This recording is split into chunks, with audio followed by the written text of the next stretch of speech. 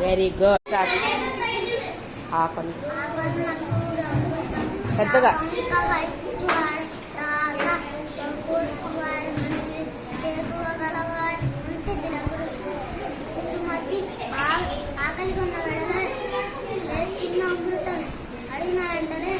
చెప్పగా కాడు వచ్చి కష్టాలు ఓర్చుకున్నాడు మనుడు.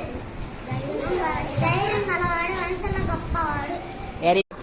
వినకతునెవ్వరు చెప్పిన వినినంతనే వేగపడగా వివరింపదగును కష్టాలని దెబ్బతగిలిన మనుషుడే నీతిపరుడు మహిళ సుమతి భావం.